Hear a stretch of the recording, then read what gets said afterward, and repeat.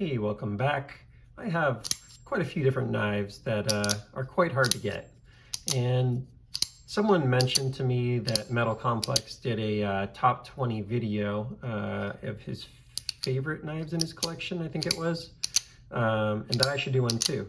And I thought about it, but there's a slight difference in how I collect versus the way he does, and I thought it'd be good to do a slight variation of that video because this knife might have made that list if I was just picking 20 different knives. And with some nuance, it's not exactly what he did, but what I'm going to do instead is the top 20 knives that I would be most hesitant to sell in my collection.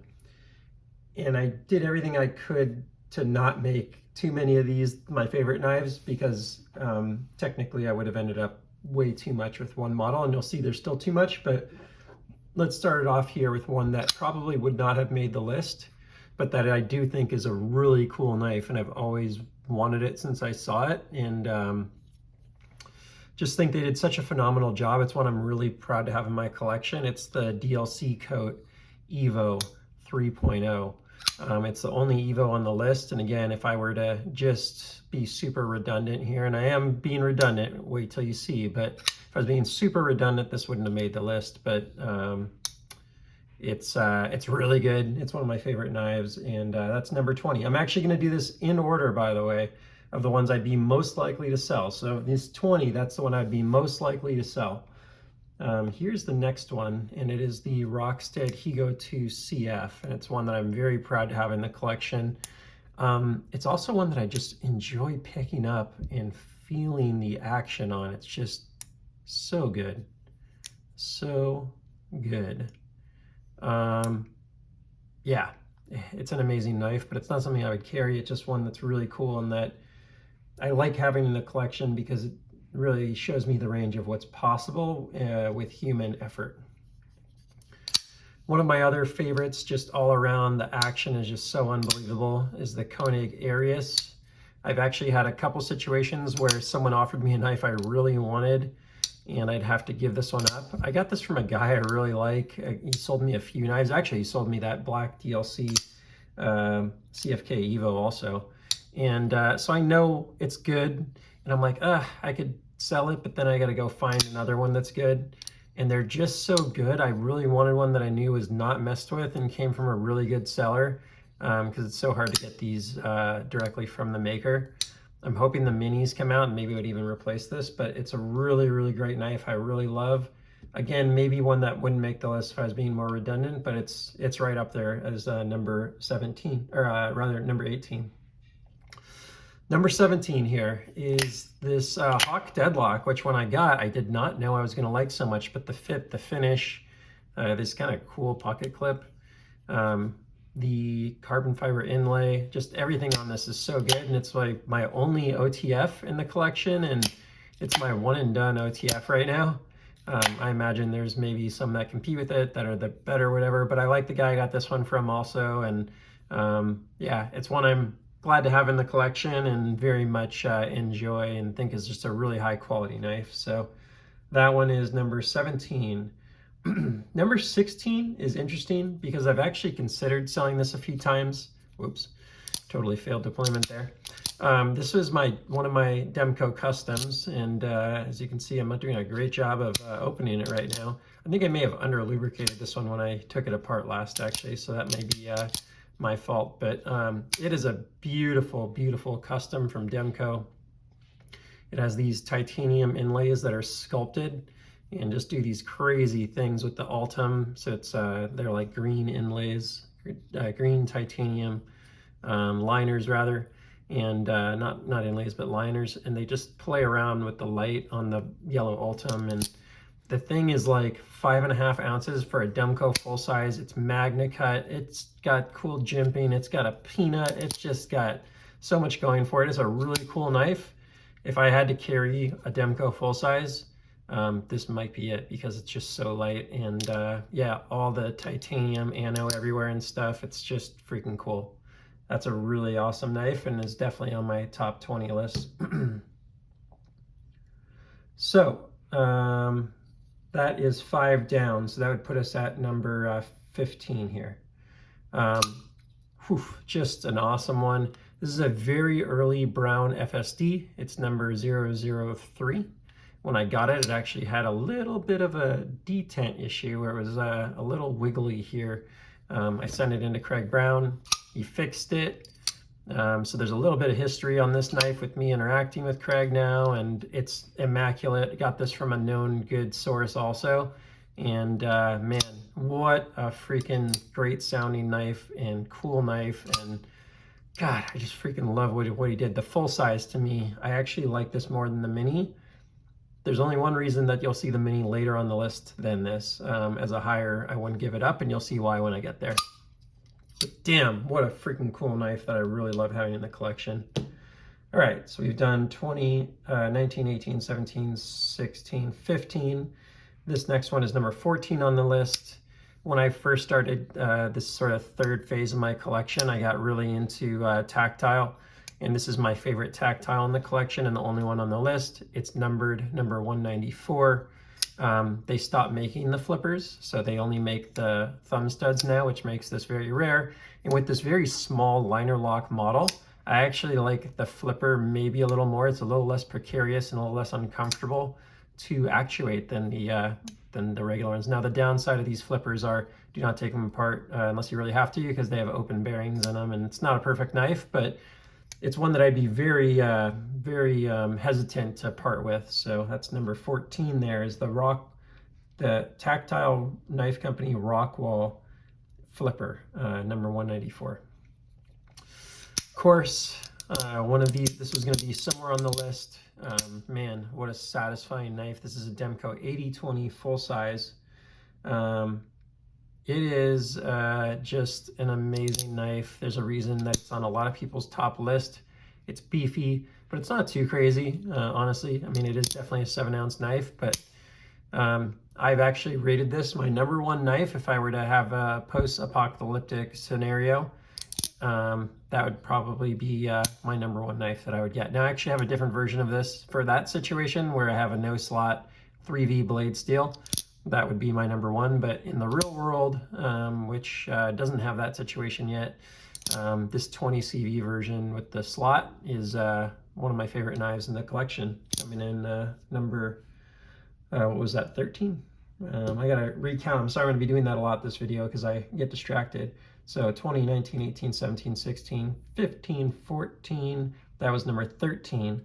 Number 12 on the list. I'll try and keep better track. This was very hard to actually put this one ahead of the knife you just saw. That Demco 8020 is awesome, but these are actually, I believe, more rare. I could be wrong on that, but I'm pretty sure these are more rare.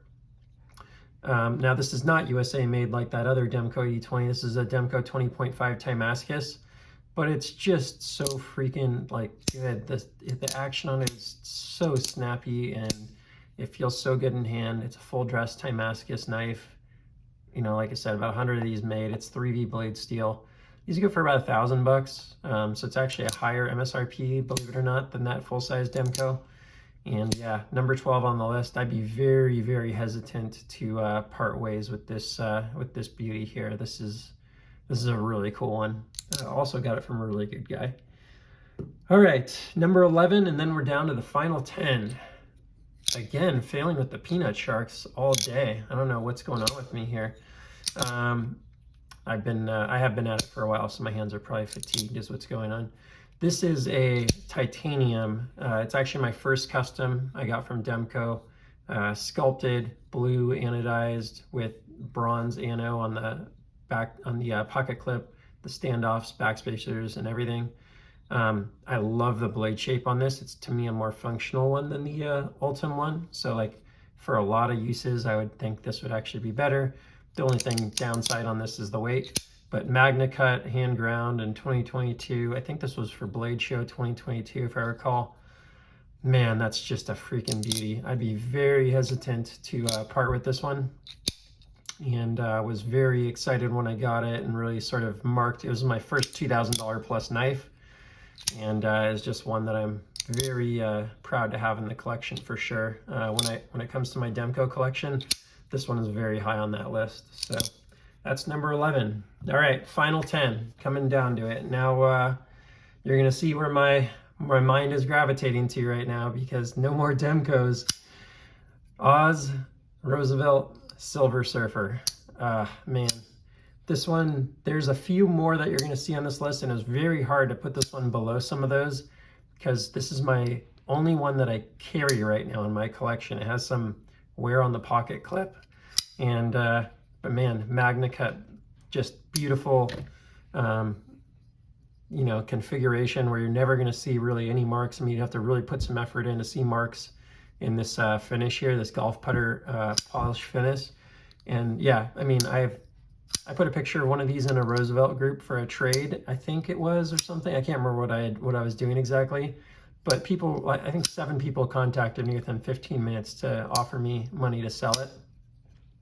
I had 2 of them, so I sold the other one, which was not a user. It was a brand new one, to a guy that had he had given it to his wife. She had number 1201, and I had number 1202, and I was like, dude, you gotta have it. And I don't want to just hoard knives. When I see a situation like that, and the guy's gonna have his and hers, 1201, 1202, and his wife carries knives, I'm like, come on, I gotta be a good member of the community. And I gave it up. But I do have number, I think it's 1058. 1058 here, and this is just a phenomenal configuration. So that's number 10 on the list. I'd be very hesitant to give up my last Silver Surfer. All right, another Oz Roosevelt, and just one that has gone back and forth, is probably my favorite configuration that I have. A really good friend asked me for this one, and I was pretty much ready to give him almost any Roosevelt in my collection, and this one was one he asked for, and I totally hesitated. So I don't know if I may still give it up to him, but love this crazy hardware. It comes with a little proprietary tool for that. Number 265, it's Z-Finite blade steel, but it was like very close to a configuration that one of my friends has. You may know Knife Digger on Reddit. I've posted about him a few times. But I was trying very hard to get his knife. Love the Tiemascus backspacer and the Zirc pocket clip. Now, I wouldn't want to carry this because it would get scratched up a lot. Zirconium is not the best, but man, look at that zirconium. I believe that's DLC, and then zirconium and DLC. It just murdered out the acid wash finish on it. Number 9 on my list. Very hesitant to give up this knife. I would not want to sell this one. It's one of my prides and joys, and I have a lot of silver, a lot of rosies that I really love. You're going to see 2 more before the end here, but man, this one could have been higher on the list. Now that I'm talking about it, I may have put that at the very highest on the list, actually. Oh, sorry, I do have one more Demco. 2 more Demcos. What am I thinking? Sorry, I totally misspoke. I was thinking Demco full size. I don't have any more Demco full size on the list. But this is the full-size compact. So this is one I was very watching out for a long time. Finally came available. Just a beauty. It's everything I love about the full-size 80/20 in a more compact, you know, knockdown handle, and super rare. I don't know how many of these are made, 20, 40, 50 at the most. Hollow ground, just so sick. Just a beautiful, beautiful custom knife, and one that I'd really have to be in a situation to give this one up. This is a really, really neat one that I'm very proud to have, even though I don't know how to deploy it. I won't go too much into it, but same thickness of the blade, 3V by the way, which is Andrew Demco's favorite blade steel historically. Maybe that has changed to Magna Cut lately, but he did 3V for a long time, so there's a lot of heritage there. And yeah, it's just a little beauty. It does everything the big one does and more. All right. This one might look a little plain. Might look a little bit beat up. And honestly, now that I'm like looking at it, I'd probably put the number 265 ahead of it. So I probably misnumbered slightly here. But man, this one's right up there. And this is number 10. This is Oz Roosevelt number 10. One of the things I love about it is this hand-rubbed satin finish on the blade. He doesn't do that anymore. I don't know if he will do it in the future, but man, I got this with an upgraded pocket clip and backspacer, and I put the factory ones back onto it. The original ones were included with it. And ever since I have, it's pretty much been sitting in the safe and been one I think about a lot, but I don't touch much. But man, the action is perfect. On these super early ones, they didn't have the removable detent ball and lock bar insert. So it's one of those ones that I would not use more, but you can see it has been used in the past. It's got some snails on it. It's got some wear. If it was immaculate, it would be very high on my list. Right now I'm showing it as number, 10, 9, 8, 7. It'd probably be in the top 5 if it was immaculate, mostly because that hand wrapped satin blade, and just be a nice simple example of what he did. But this is the first 10 that he ever made, that Daniel Osborne ever made, and that makes it very special. So the configuration itself isn't my favorite, but the heritage and the history behind it is makes it very special to me. This is weird. I'm kind of like shifting these around in my mind. I'd probably put 265 ahead of this now that I'm really into it, because this is not like my favorite, but I know every time I list this one, talk about it, show it, etc., it is a crowd favorite, and I totally know why. And gosh, every time, like, I'm actually afraid to get this out, like, don't want to wear out the blurple on it. This is one I got from a collector.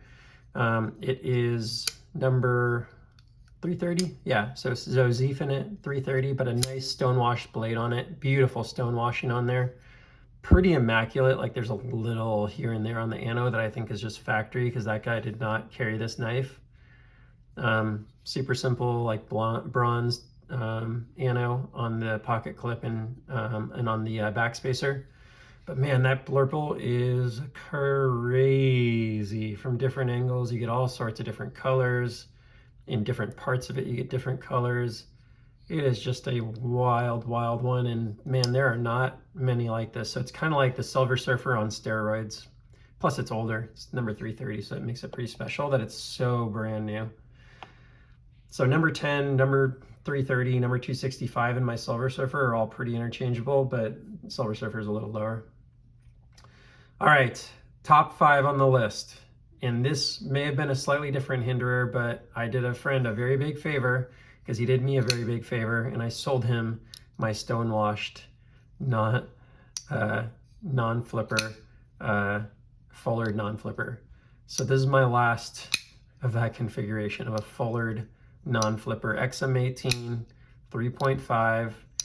And man, I do love this. Like, I think objectively I might like it more than the stonewashed, because like I'm not, although I have a lot of blingy titanium polished knives, I have to say for me personally, I kind of like this working finish. I'm surprised more people don't, but this is a battle blue with working finish blade that I recently got from a great seller, same guy I got the Hawk Deadlock from.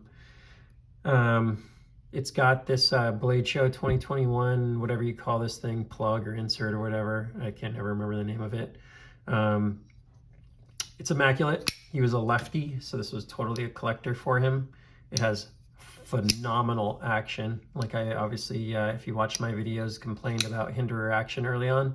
If I had had this one first, I may not have felt that way. The action is absolutely insane on this. And yeah, I rarely take this out of the box since I've gotten it. Like, this is one of the first times it's been out. And it is one of my prides and joys in my collection. I think it's a little different than what other people... Oh, by the way, also the blue hardware has been replaced. I think it's a little different than what many would put on the Grail Hinderer list, but for some people, I think it's maybe also higher for them than like a stonewashed version. So, boy, I really miss the stonewashed. It probably would have been ahead just because it had the monkey edge frag scale. But if it had a regular scale, I might have taken this one almost just to be different as much as anything else. But I really love the way that thing looks. The action's really good. This action's actually a little better than my stonewashed one was. So it was right up there, man. That is a pride and joy in my collection. The other one would have been on this list too, by the way, because it would have been very hard to sell this or the other one. I sold the other one because it's the right thing to do. I really wanted a knife, and my friend sold it to me, and I owed him one. So anyways, these next, that's number 5. Number 4 3, 2, I was really struggling to pick one. I honestly, I might even switch it right now. Gosh, yeah, I'm gonna switch it. I was just about to do one, but I'm gonna change it up. And boy, this was actually number 2, but it's going to number 4. Now that I'm thinking about it more, and as I use it in my hand, and sorry again, my hands are just kind of fatigued from a lot of work I've been doing with the knives tonight. This 8022 from Demco is just freaking unbelievably good in the hand. It's a Demco, so you know, it's just awesome. Sounds like freaking nunchucks. It's got these amazing fat carbon scales, this amazing sculpting around the edges here. It just feels so good in the hand. I hope that they make this not a custom, but a machine ground version at some point. And boy, it is a really sweet knife with crazy good action, and it's just so cool. And the way he freaking did this crazy, I think it's milled titanium pocket clip that's reversible. It's very innovative, and yeah, this knife is awesome. It was sitting there at number 2. It just got swapped, and yeah, I'll tell you why as I go here. But oh man, these next 2 are gonna be really hard to like finalize. But yeah, this is a beauty. I think of my last 3, there's just elements I like about each of them more than each other, but let's keep going. That's an amazing knife, totally custom, very expensive, also a $2,000 plus knife, $2,000 at table. And the Demco 8022 is amazing. So I'm looking at my last, and the number 1 is the number 1, and it's not going to change, so I'll get to that. But I'm looking at these last 2, and I'm really struggling, really struggling. Okay, I'm actually going to swap them too, because I actually swapped them, but I'm swapping them back. Number 3 just went to, or I'm sorry, number 4 just went to number 2. Number 3 is the same. And this is the VC Edge interface. It is 1.5 ounces. As soon as I got my friends in my hand, I knew I had to have one, especially in this beautiful woven twill carbon fiber. This one happens to have some nice purple ano on it. I'd liked his silver one maybe a little more, just because it was a little more understated, but I am not complaining. I'm like right there, 99% to 1% difference for me. I really like this purple blurple ano. It's nice looking. It's amazing action. It's a knife that blew my mind. It's easily going to be my, one of my top knives that I've looked at this year. I'm super excited for what he's coming out next too, because he's getting rid of the frame. He's doing like an integrated liner lock, I guess you would call it. But I mean, just look at that action now that it's loosened up. This was sitting in the case for like a week. So light, so big for what it is. Just so insane on the on what he did here. I was really, this one was sitting there in the number 2 spot, which is really the number 1 spot of normal knives. My last one's sentimental, so one of my top 2 favorite knives in terms of what they are. And it could have been number 1. It might be number 1, but this isn't just, so objectively, this is probably my number 1. But part of this list is sort of rarity and or would I sell it? So because of that, I feel like I could potentially get another one like this. I cannot get another one like this. And this is Brown Mini FSD prototype number 1. I had actually just generally thought about how much I would love to have not just a prototype, but the very first numbered prototype. And somehow it popped up on Reddit, even though I don't know how to open it. And I got it. And it is like, I was just shocked. It was a total grail knife. I've become pretty big fan of the guy. He's in my my private chat group on Reddit that I have with a group of very small group of people. And man, Brown Knives is 30 minutes from my house here, which is a big part of why I really love this one. I actually like pattern 2 a little more than pattern 1, but in terms of what I wouldn't sell, to be able to have the prototype of perhaps one of the hottest knives to come out in years. A lot of people call it their favorite knife, like Lefty EDC oftentimes talks about it being his top 1 or 2.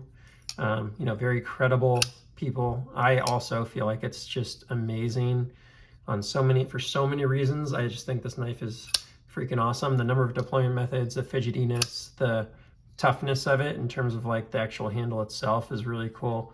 It's only a very slightly flawed knife, really. The thinness behind the edge, the crazy hollow ground and finish. This is just one of the coolest knives I was ever made, and somehow I ended up with the prototype #1, immaculate and brand new in box condition. It would have to be an insane offer for me to consider trading or selling this. The last knife I'll never trade or sell, and let's get to it. So we've kind of gotten through the knives that I like because of what they are or who made them or whatever. But this is the knife that I would never give up, and it's my first pocket knife. It's actually the subject of my first video I did on the channel. It's completely demolished from when I was a kid and using it, but it's totally representative of my knife nerdiness and my history. It's got this cool lock. So this is, the Victorinox rucksack. I can't even read it, and I just forgot off the top of my head what this says. It's like a Whole Fits like distributor or something like that. It's like a department store that sold it. I can't remember if my dad got it for me or my grandfather for my birthday, but I got it when I was probably 7, 8, maybe 9 years old. I actually don't remember how old I was. I may have to ask my parents and see if they can remember, because I think it'd be a cool fact for the channel. And the sentimental value is there for me as a collector. There are different things that drive you to love something or, you know, feel like it's special to you. And this one, it has a lot of sentimental value to me because it was my first knife. When I just got it back out of the chest and sort of started the YouTube channel, it was actually bent here, and I actually took it apart and fixed it. I think I did a really good job of restoring it to just enough to where it looks like not so crappy. Some of these areas I used basically as a hammer. I remember sitting there at my desk growing up, bashing stuff with it and just thinking it was invincible. And then there were a couple moments along the way where I learned it wasn't, including when I, for some reason, heated the tip of that. You can see the burn mark on there still. Or it's, you know, maybe just like, I don't know, like sort of stained by the candle or whatever I was putting under it, and then pried something with it and broke it.